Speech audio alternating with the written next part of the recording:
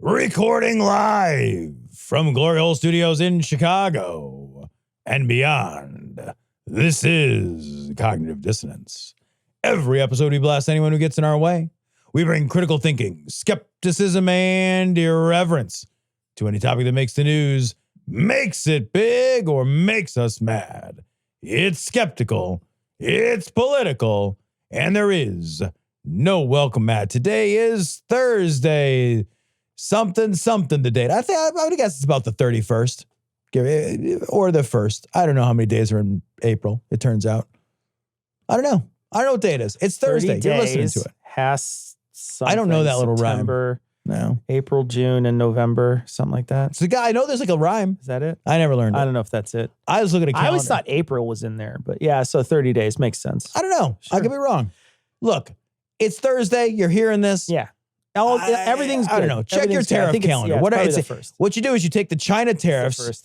It's the divisible of the square root of the current China tariffs divided by 4. That's the date. It's a very simple math. It's easy. It's just like trying to figure out what day Easter is. It's like logarithms. Yeah. No worries. All right, this story comes from Futurism. Sam Altman admits that saying please and thank you to ChatGPT is wasting millions of dollars in computing power. There was this fucking stat in this article that basically said, like, if you send like one email using ChatGPT or use ChatGPT to like help you with an email, it's the equivalent of like leaving an LED light bulb on for half a day or some bullshit. Did you see that part? Yeah. It is an insane.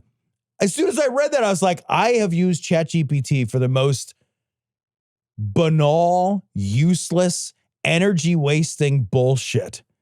I'm not using it anymore. Like, I barely use it, and now I read that, and I'm like, this is irresponsible. It is. And what I think is funny is, like, they say that the reason why you shouldn't be using these please and thank you words is because then it treats you with more courteousness. Yeah. And so it adds and tries to figure out whether or not how courteous it needs to be. And that's like computing power that you don't need to use.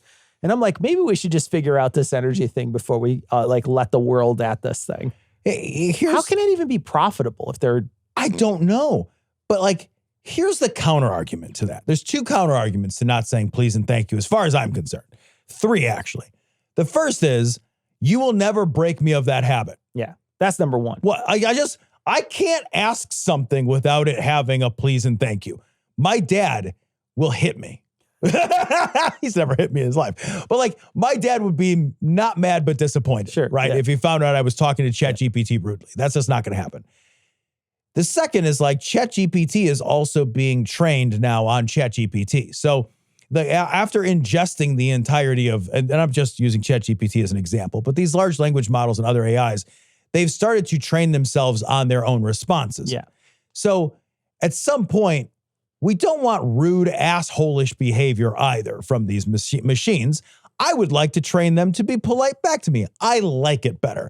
It's nice, Cecil. Yeah. When the robot overlords take over, I want them to be polite about it. Yeah, I don't want to have to be like their sadist kink. Yes, you know what I mean? Like, exactly. I'd like it to be a little less than that. Yeah. And I think the most compelling reason, again, has to do with when our robot overlords take over, I want them to remember the guy that was nice to them. I said thank you. I said please. You tell me that the robots are not going to hunt the rude ones first, right? Whether the fucking flamethrower dogs are showing up at the door, the guy who's like, make me a spreadsheet that does this, period. That guy, flamethrower dogs, day 1. Flamethrower dogs immediatght. Day 1. 100%. I've got day 4, man. Yeah, nah, they're coming after me earlier because of the pictures I make it make. What do you mean you want B. Arthur in a ball gag? Will it make that? I wonder, will it make that? I don't know how. So there's a couple of things that have happened recently. So when I first started playing with it, the picture thing. Which one do you use for pictures? So Dolly, which is ChatGPT's analog or whatever it is. When I first started asking for pictures, I was asking for pictures from like, popular fantasy genres or something like that. So I'd say like show me a Sith Lord versus a Jedi on a mountaintop fighting a battle or whatever, or something like that. Just to ask for something. just to see sort of what it would do. And when it first started out, it was like, sorry, I can't do that. I can't use copyrighted shit. But I think since then, they've cut some of those levers off. And I know for sure in some of these, the fucking gates are wide open, because I've seen tons of very popular people like Trump and other things. I mean, hell, you remember that kissing Elon's feet thing? Yeah. So like they've pulled some of the baffles off on some of these. Now I have no idea which one was used for that and which one's used for some of these other ones. But genuinely, I'm seeing more and more. It feels like they're pulling the sort of copyright baffles away, at least. Mm-hmm. And so you can do some of that stuff. And I know too that there's ways to like trick it to produce the material you want it to produce by sort of like asking a series of kind of like leading questions. I've read articles where like, if you're like, you know, make me this pornographic image or whatever, it's like, I can't do that. But if you sort of like lead into it, you know, do a little foreplay, kind of, you know, a nice back rub first, maybe light a candle. That's why it's at your place on day 4, because it wants that back rub, Tom. It's going to be there. It's going to be there with a scented candle. Cecil, I'm a lot of things. Scented candle and mineral oil. I'm a lot of things, but I'm not lazy. From the AP, U.S. YouTuber remains in custody in India after visiting restricted island with a Diet Coke can. This motherfucker went to North Sentinel Island. We did a citation needed. I believe I wrote that citation needed about people that went to North Sentinel Island. Don't go to North Sentinel Island. That's a great way to get killed. You did a citation needed on that? I thought we did. I don't remember it at all. So it might have been when I was missing. I don't know. Cecil, if I didn't, I intended to. Maybe I just intended to. I don't even know anymore. You could have intended. But like, North Sentinel Island is an island off the coast of India. It is one of these, it has like one of these sort of like untouched population. Yeah. And it's a relatively small island with a relatively small population. They're not 100% sure how many people live there, because the inhabitants of that island have no interest in interacting with anyone else. And they have no interest in interacting with anyone else that if anybody sets foot on the island, they are killed. Like the people that live there, the North Sentinelese, they kill them. The North Sentinelese do not share a language with any of the surrounding people. They have their own language on the island. They don't communicate. They don't trade. They don't barter. They're fucking walled off. And it is a crime to go there. A few years ago, some dumbass missionary was like, I remember this, yeah. I'll swing by. And he fucking swung by and they're like, neat. And they filled him full of arrows like a fucking porcupine and they buried him on the beach. So some fucking YouTuber swings by with a fucking can of Coke to try to teach the world to sing or whatever he's trying to do. YouTube was a mistake. YouTube was a mistake, man. I think it is all a mistake. I think all of it was a mistake. I'm leaning back towards like all the way till television. I think. I'm going all the way to television. Welcome. I'm going to roll back all the way. You know, welcome to us, Black Mirror. Maybe even radio. Yeah, look, I think the Gutenberg Bible was a bit of an overreach. I'm just saying. It's a bit of an overreach. Illuminated manuscripts. Why? Were a problem. Why? We should have stopped at the cave paintings in Lascaux. There's going to be a couple of moments in this episode where we talk about people who are using, like this guy's a YouTuber who's going there to like do some sort of content. Hey, I'm going to bring a Diet Coke to you or whatever. Hey, whatever. Asshole. It's like, dude, bring a regular Coke. Like, why would you bring him a Diet Coke? Okay, anyway? Thank you. Like, Diet Coke is fucking gross. Diet Coke is an absolute acquired taste. Like, it is not a thing that somebody just picks up and is like, I like this. Nobody has ever said that ever. Dude, it's not even a Coke Zero. Yeah, it's not even that good. Right. Yeah, it's not even that. And even Coke Zero is an acquired taste in comparison to like, when you give them a regular Coke, they'll be like, this is amazing. Can you imagine the utter insanity of having never had anything fizzy or anything that sweet? Because how would you ever have anything that sweet? Just fucking, you're running around on this fucking island. You have no access to modern technology. You've got, it's all, you know, ye olde shit, like ultra ye, like the fucking Amish shit is fucking decades beyond this, right? Yeah. And then you fucking crack open a Coke. Yeah. And you have fizzy, bubbly, sweet. Like your mind would just explode. I think it would kill you outright. It would be I would just kill you outright. And you have no context for it. And I think like, it's like you ever watch a baby eat ice cream for the first time and they're just like, They turn into like a Cthulhian monster. Like, if you've ever seen it, it's great. Like, you give a baby ice cream for the first time. Give them a lemon. Lemon's the best. Lemon's the best because they freak out. You know what? Do you know? Okay, so first off, I had no idea that this is true, but Google this. You can give camels like fucking straight up cactus with like prickly shit on it or whatever. They will take that fucker in their mouth and just fucking and they fucking eat that thing. So some dude has a camel and he's got these big balls of cactus and they're stuck with a skewer and then he's got a lemon in the middle. So he takes this thing, it eats the cactus, love it, come back, takes the lemon, and as soon as it puts it in its mouth, it goes, brr, brr, brr, and there's like a line of spit that just goes, and it's like elastic coming out of its mouth, and it's shaking, and while it's shaking, it's hanging in the air, like it's just staying there, and then it falls to the ground with great force, and you're just like, but they will feed these once in a while, trick a fucking camel into eating a lemon. It's the funniest shit you've ever seen. It's amazing. And the camel's like, fuck you. And then it runs away. It's like, fuck you. I ain't doing that. From the AP. Why does it keep moving? Like Wisconsin governor can lock in 400-year school funding increase using a veto, court says. So there's a fucking like partial veto in Wisconsin. Like a line item. Yeah. Line item. Which basically lets the governor play fucking Mad Libs with anything that you hand him. You can't do it too much, right? You can like, because they said you're not allowed to erase letters to make new words. Right. So like one of the rules that they passed was you can't like cut out some of the letters and like make it, instead of because, make it cause or something like, right. You can't do certain shit like that. But what he did was he just moved like how long it was going to be for by removing a hyphen. And they were like, no, you can't do that. You're not allowed to make new words. And like, he's like, I didn't. I that's perfectly within my power to remove that punctuation or whatever. And they went to court and they're like, yeah. And so they initially were just going to do it for 4 years and they're going to do it for 400 years now.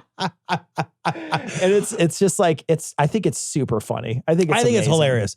I read this and I immediately imagined like a piece of legislation that at the end of the fucking line item veto looks like a ransom note with like all the cutouts of like like cutouts from magazines. Yeah, exactly. If you ever want to see Jimmy alive again. If you ever want to see your kids go to school again. Right, yeah. You'll allow this for 400 years. Can you imagine like you're just going through and you're like, okay, if I cross out these 3 words and this one and then I think you could get pretty fucking creative. You could get really creative. Real fucking creative. They're allowed to like I suggest, erase entire lines of text and things like that, or they're allowed to erase like they're allowed to do certain things. Words at random. Like, I don't know exactly how deep it goes. They basically said you're not allowed to create new words. Okay. Like the way the legislation reads, at least from what I've read, is that you're not allowed to just like make a new word out of these. Like you can't like see 4 different words and be like, let's delete these ones and smash it together. And, instead of facilitate, it's something else. Like factory or whatever. Yeah. Or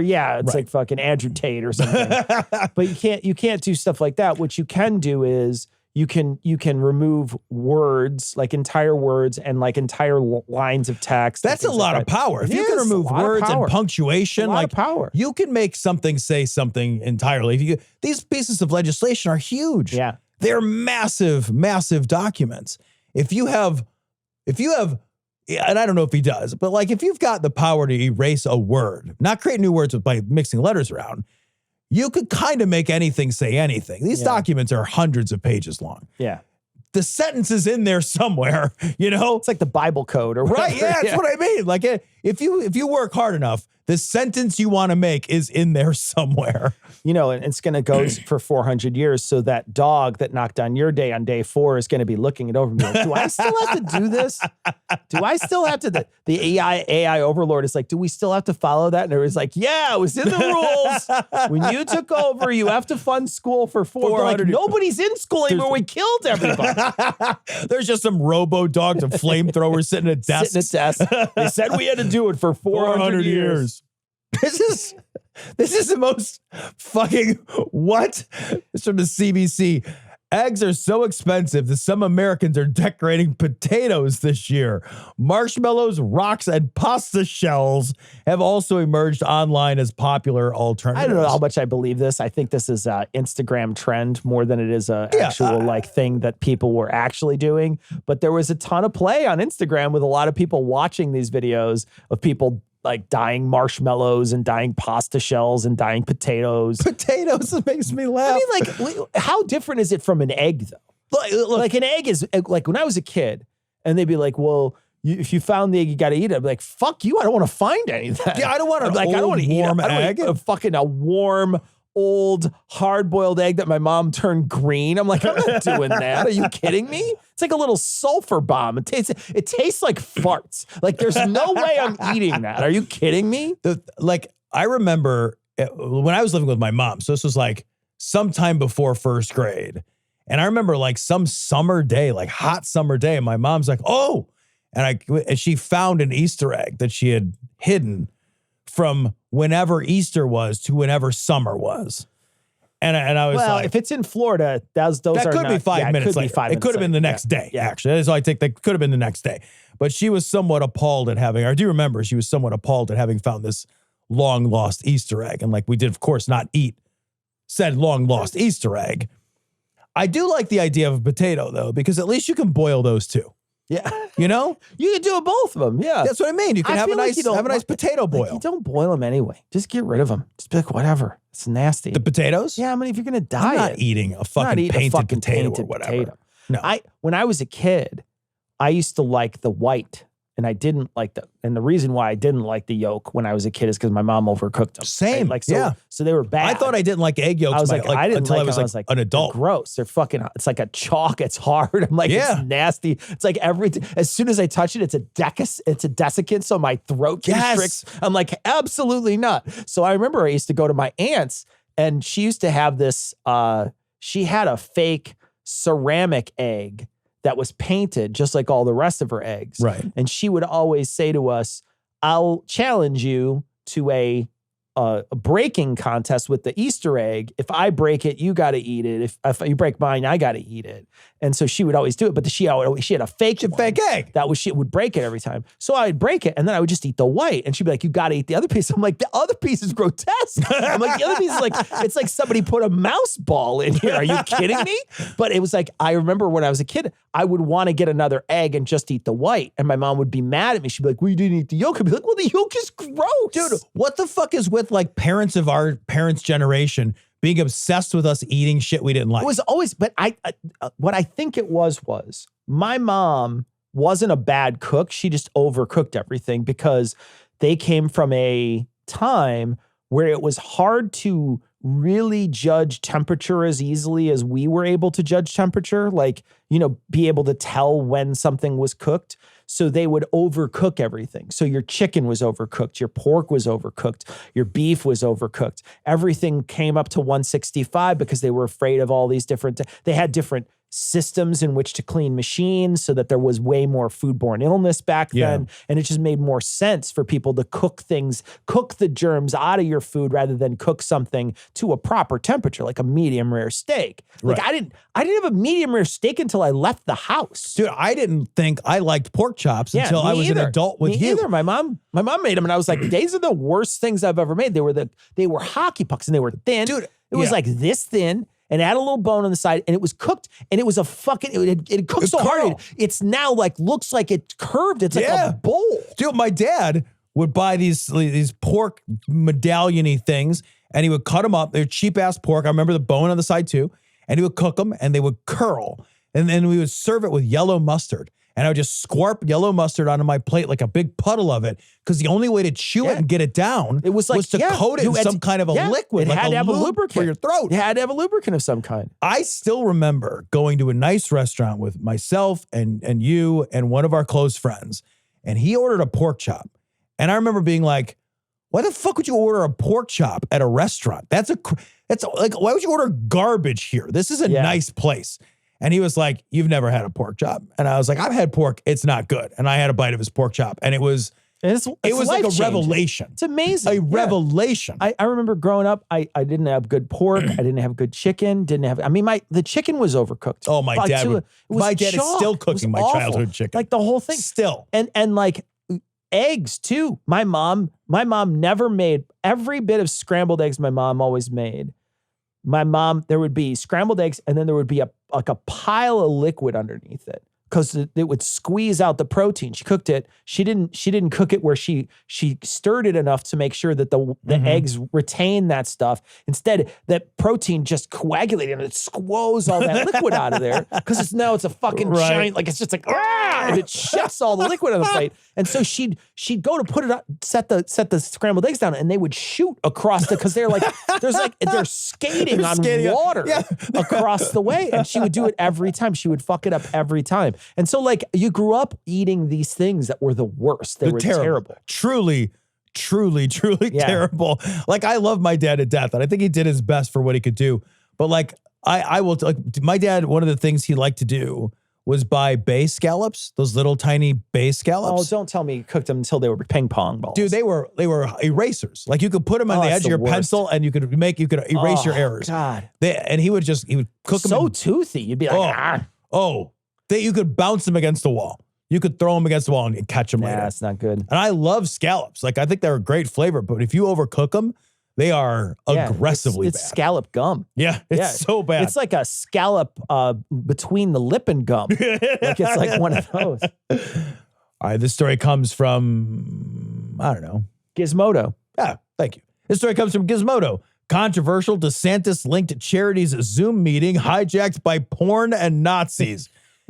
This story kind of had it all. Really does. This is like a story of intrigue and mystery. Yeah, there's a lot going on. They had a Zoom meeting and somebody didn't know how to shut off audience share screen. And so the people in the audience, of course, the type of people that would really be attracted to a DeSantis type thing, just happened to flood everything with porn and Nazis. If there's ever a more perfect DeSantis moment, it is a flood of incompetence, porn, and Nazis. And you know what? The worst part is that there's 100% chance that if you shut Wi-Fi off, they had plenty of that stuff on their own hard drive. Yeah, I know. They're just like, that's fine. Yeah, they're like, that's fine. That's no problem. I have a whole 5 terabyte hard drive. I wasn't streaming this anyway. Full of snuff films and Nazis. I'm fine. Yeah. What's crazy about this story too is there's like, and it's actually kind of a long article.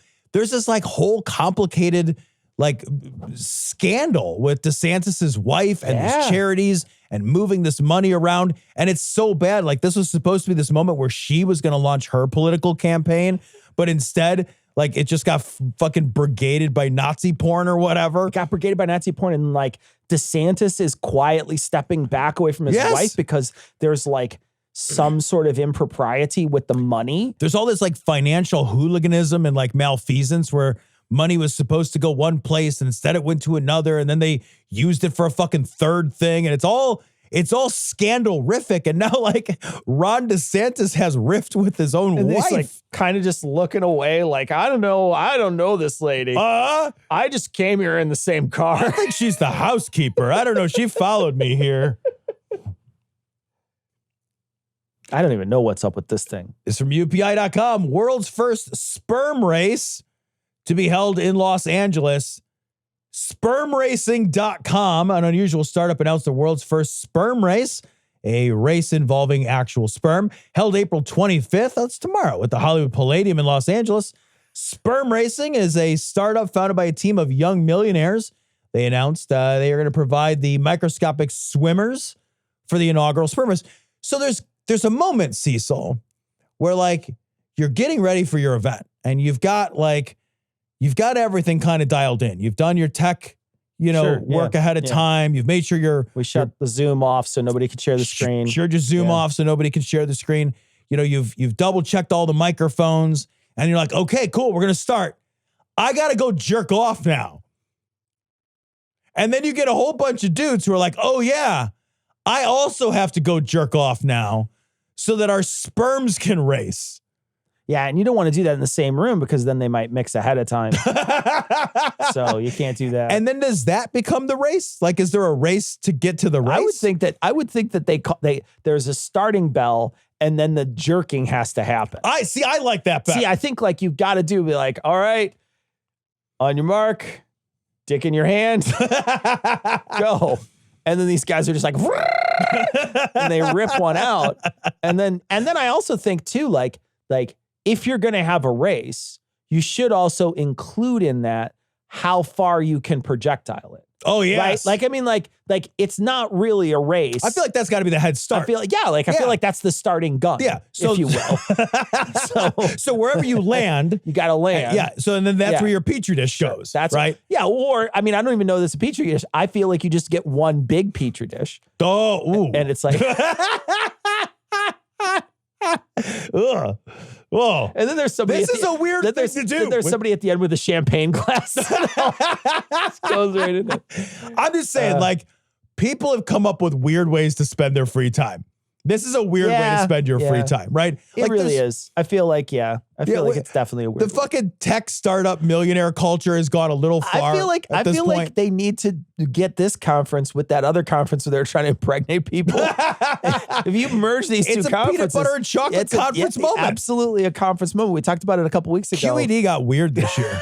I'm just saying, QED got fucking weird. This is the only race that has fluffers. It really does. It really does.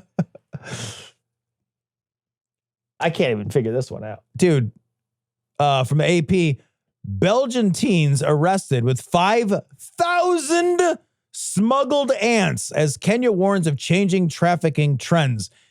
So there's these little vials, guys. There's 2,277, if I remember the number right, of these little vials, each one containing a couple of ants and a little thing of cotton. And evidently, the little thing of cotton has like ant food or some shit on it. And the ants can live for months, it says in the article, in these little vials. So that means that there was a moment where somebody is collecting 5,000 ants and individually putting them 1 to 2 in little tiny vials and then thinking, haha, now I've done it. Well, I cannot figure out for the life of me. They are saying that they're exotic pets. And I'm like, hold on a second. Get the fuck out of here. We have different definitions of the word pet. It's my emotional support ant. I don't understand. I got to bring it on the airplane. But then there's also like talking about how they're smuggling them in different places. And I don't understand why you would want to, like, what's the point of even bringing the ants? But the one question I wanted to ask you is, have you ever seen those ants that they put in gloves and that tribe, it bites them? No, what are you saying right now? It's supposed to be the worst pain you could possibly imagine. So they put these little gloves on. These guys take this, like, these crazy ants from Africa. Like bullet ants or some shit. Yeah, bullet ants. And they put it in there. And then these guys have to, from this tribe, have to wear these gloves. And these gloves, the ant bites them, and then they have to do this like ritual dance after they've been bitten. Fuck that. They showed this dude who, like, I guess travels around the globe and gets stung by shit or something. I've seen this guy, Cody, whatever the fuck. Well, he did this. And there's a video of him getting bit, and then at a certain point, he's just completely red, flushed. He's almost dying. He's being carried back and forth as they're doing this ritual with him, and he can't do anything except for like scream. He's just screaming. He's just screaming. What a great job. I'll be like, dude, I don't care what, like, there's some jobs in the world. See, so was YouTube a mistake? I feel like you need to go farther back. You got to go farther back for that guy. I feel like we need to roll. We got to peel this onion a little deeper. You got to be like, illuminated manuscripts are a mistake. You got to be like, the oral tradition was a mistake. Yeah. Man, nobody was like, I know what my thing's going to be. The most pain I can endure that animals can inflict on me until YouTube. Right? Until YouTube. Do you remember those? Because you would have had to pitch that in a meeting. So no, right? You would have had to pitch that. Do you remember the guy who would travel around and do MMA with different people? He would go learn like how to fight, and then he would fight him. And they would fight him. And he'd sometimes get his ass kicked by these people. But he was a professional fighter. But still, though, that was a guy who was like, I get punched in the face for a living. Yeah. And that was on television. But we've always had people who fought people as entertainment. Like, people who fought people is like, yeah, all right. Like, and that guy had a chance of winning. Sometimes he did pretty good. Like, he was a professional fighter. This Cody guy, I've watched a couple of these videos because people point him out to me.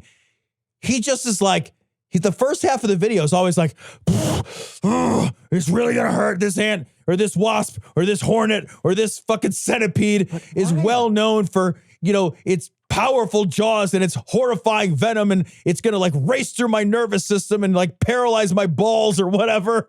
And then he like gets the fucking tweezers and he psychs himself up and he puts it on his arm and he goes, ah! And he rolls around on the ground. And it's the same thing every time. And then he's like, and he's like trying to like endure this moment. And you're just like, how much can fame be worth to you, my guy? Like, get a job. Like, you could be a fucking bookkeeper or something, man. Why do that? What is it? It's the craziest shit I've not hugged enough? Like, is that what happened? Did somebody just be like, I didn't hug him enough? If there was just one more hug, if there's one more hug in that person's life, they wouldn't be sticking a fucking bullet in on their balls or whatever. Like, unbelievable. And it's so funny because that is literally like what happens in this. Yes. And he has to, and what's so funny is, like, this is a coming of age ritual. So like teenage boys do this and they withstand it way better than this guy. Yeah. Like, this guy who made his name is like the guy who fucking centipede bit his nose off or whatever. He's falling out and he has to get sent to the hospital because of these fucking bullet ants. And like most of the time, these people are like, yeah, man, it hurts. It stings a bit. It sucks. It's like, not fun. And I guess it's really not fun. I mean, I guess it really, really hurts a lot. But like, whatever. I don't know. Well, so here's the other part of this story to get back to this. Yeah, I want to point out. Yeah, I'm sorry. Yeah, I derailed this. No, that's okay. I don't care. Like, it's not important. It ain't that deep. But here's the thing about the 5,000 ants. The total value of these ants, $7,000. It is not worth piecing out 2,000 things. If you said, Tom, hold on though, is an ant really worth $1 plus? Dude, I don't know. I could trade an ant for like a 20-ounce Diet Coke. Dude, I mean, only on a certain island, I guess. Yeah, right. Yeah. But is there any world where you're like, I could have a Reese's peanut butter cups or this little test tube with an ant in it? It's an immense amount of work for $7,000. It feels like a lot. It feels like a lot. It feels like those old scams are like, we want you to fill envelopes. Yes, right. Because like, and you get in and you're just like, wait a minute, this is ants and test tubes. My summer job sucks. Stupid. I knew I shouldn't answer that ad. Here's another reason why the internet was a mistake. This is stories from the New Zealand Herald. Queensland surgeon fined for sharing photo of patient's swastika-tattooed penis. I mean, understandably, that is a banner day. Okay, here's the thing. I think that, like, generally speaking, of course, if you go into a surgeon or a doctor or whatever, you're vulnerable. Sure. You should have your privacy respected. But also, like, if you've got a Nazi dick, I feel like the rules don't apply to you. If you're a Nazi dick with a Nazi dick. Right. Like, you're walking around with a swastika on your dick. I just want to know, like, if you want people to know about this. So does the whole, so they didn't show the picture, so you don't know. Is the entire swastika on the dick, or is part of the dick the swastika and then like the sort of like fupa has the rest of the swastika on it? Like, what is that? Is it a full swastika? And in that case, it's a pretty small swastika. I mean, or is like the swastika part of my swastika, you know, where there's like, it's on the side. Maybe it looks like it's got a weird little crooked mustache, you know, like what's happening with that? I don't know, because I wasn't part of his fucking Telegram channel or whatever. You didn't get the friends and family I didn't get the fucking Pete Hegseth invite, or we got to call an Atlantic reporter to tell us. Don't worry. Pete Hegseth has printed it out and put it on his fridge. This is from the Raw story. Gay beam machine right-wing pastor makes startling claim about airport scanners. Okay. Okay. He also has the gayest mustache I ever saw. I want to say, like, let's put him on screen because I was like, I'm not sure. He's a big gay bear. He looks like a gay bear. I'm not saying that he's gay. Like, I'm not disparaging I'm just saying, him. like, if he was somebody and I ran into them in Boys Town, I would 100% think the guy is gay. Dude, same thing. I look at this guy and I'm like, this guy would clean up at the club. Yeah. Like, this guy would have no problems. So He's got big daddy energy is all I'm saying. All right, so we're going to play this for everybody. And, like, look, just make your own judgments on whether or not you think maybe you would mistake this person for gay. Where was the Constitution when the Patriot Act was passed? Right? I mean, give me a break. Like, I had to be molested at the airport to go to Florida, right? Just to get on an airplane because I'm not going to go through the gay beam machine. I didn't let CJ do it. I wouldn't let him do it.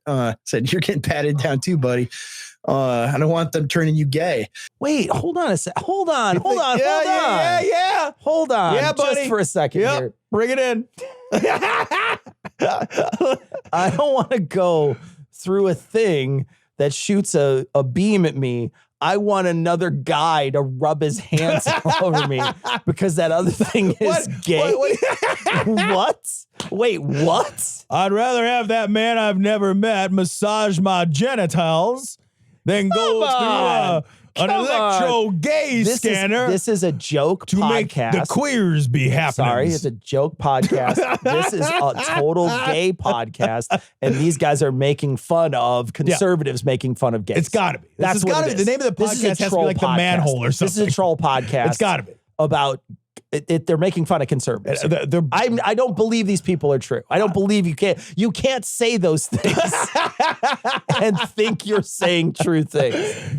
When I was sucking that man's dick in order to get on that airplane, I didn't want to do it in a gay way. You can catch a lot in that. But I'll tell you what, this is the guy at the end of that sperm race.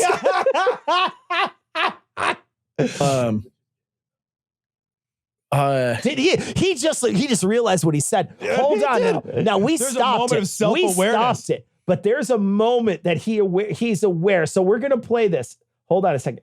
Right? I mean, give me a break. Like, I had to be molested at the airport to go to Florida, right? Just to get on an airplane because I'm not going to go through the gay beam machine. I didn't let CJ do it. I wouldn't let him do it. Said, you're getting patted down too, buddy. I don't want them turning you gay. It appears having a guy. I think he figured it out. I think he figured it out, but I also wonder if he also was just daydreaming about his friend being gay. I didn't want you to be gay because what if you were gay and I was gay and we were both gay? What if we were gay then? And we loved each other very much, and I've always loved. I think you the light's going off. Do you want to enter a sperm race with me? You want to go camping? I think he's going to have a moment of realization, everybody. Here we go. Moment of realization. Appears having a guy touch you all over the place is on its face seems worse. It does. Oh. But you don't really know what those things are doing to you. So where the imaging goes or what they're doing. Because it's like what they're doing in the back room. They can just take a picture of me sort of naked. Like no. Virtual adrenochrome system back there. Yeah, virtual adrenochromes. Maybe. So who is this guy? I recognize Nixon. I think it's Andrew Jackson. Is that Andrew Jackson? It's Andrew Jackson. And they had tall ass collars back then. Yeah, they did. They're afraid of vampires. Wow. Yeah, I think he realized mid sentence. Yeah, he's like, oh no, I shouldn't have said that. I think I messed up. I guess. Yeah. Maybe on the gayometer, one is a little more gay than the other. So I had him fully embedded within my anus in order to check for weapons of mass destruction by my prostate. He did bring a weapons of mass destruction to the inspection. Weapon of ass destruction. Oh, that sounds a little gay. Just be gay, dude. Oh, dude, I know, right? Like that's just the thing. make out. Like, just make out with your buddy. Just be gay. Just you and your buddy. It's fine. Like it's fine. Go do it. It's super fine. Nobody cares. The only people who care, the person who cares the most is you. You're the one most worked up about this, man. I love how just tweak your nipples and get this done. I love how uncomfortable he looks in this, though. It's super great. It's super great. He's walking around with that mustache, asking other men to fondle him and pretending it's not. I don't want to go through the fucking x-ray machine or whatever.